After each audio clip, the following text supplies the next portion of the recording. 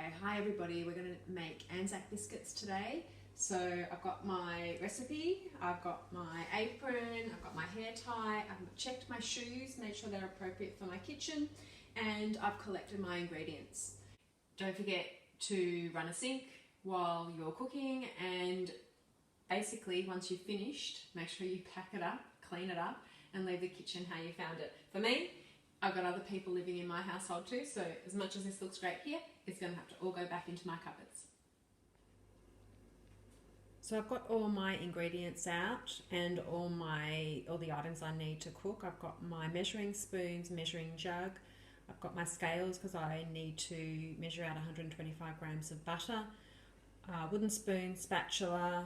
I've got my plain flour, desiccated coconut, brown sugar, bicarbonate of soda, rolled oats. For me, my rolled oats are actually quick oats because we couldn't find the full oats. I've got a small saucepan, mixing bowl, and I have my trays ready.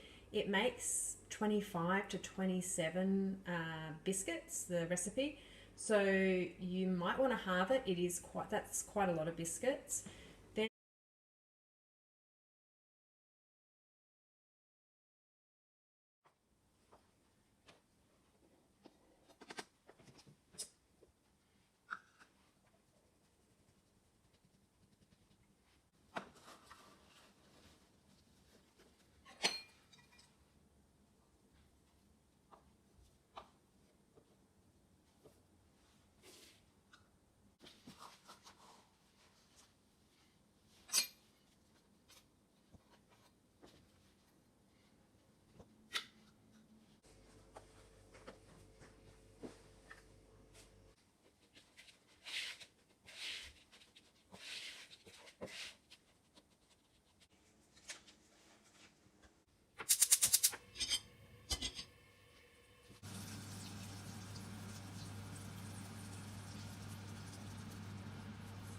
So I've got my exhaust fan on, which might be a bit annoying for the noise.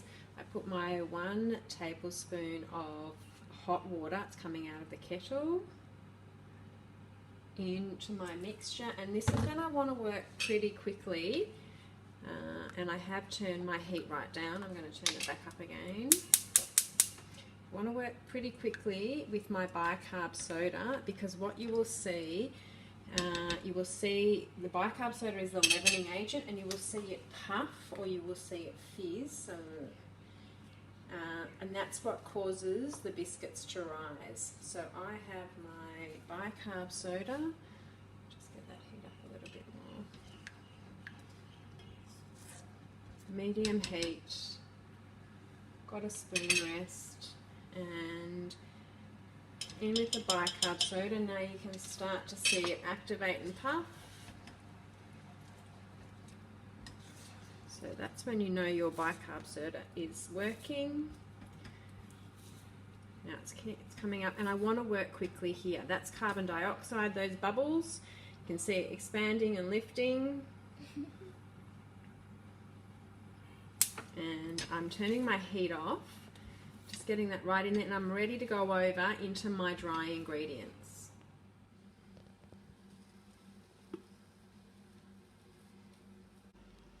So the recipe asks you to roll level tablespoons of the mixture into balls and then put them on your oven tray, remembering that they will spread. Probably going to be a bit more generous. I've washed my hands. You haven't seen, in between all these shots, you haven't seen the amount of times I have washed my hands. We obviously are washing our hands repeatedly. I'm in a home kitchen, so I am using my local sink. But there's one. So this is flat tablespoons,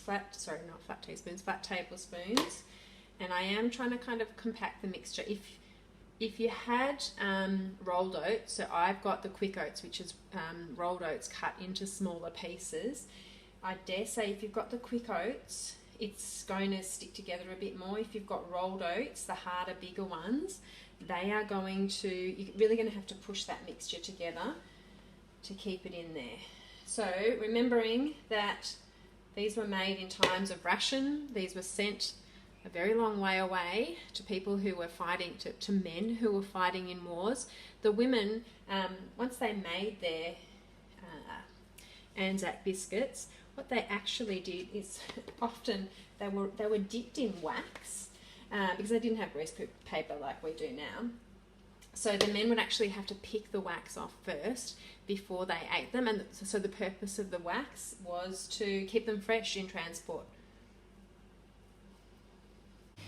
I am putting it in my oven. I suggest you turn it at least to 170, your ovens. Mine's an electric oven, convection. I put mine on 160 and I am ready to go, putting them in the oven.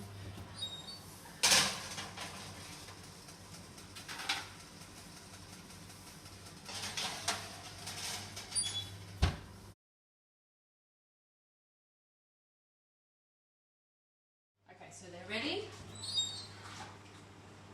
Got my oven mitts and I'm taking them straight out. I'm not putting them on my kitchen bench, I'm putting them on my oven, or else make sure you put those hot trays on your oven mitts. I'm not going to touch them yet, I'm going to leave them to cool for a little bit longer before I put them onto the cooling rack.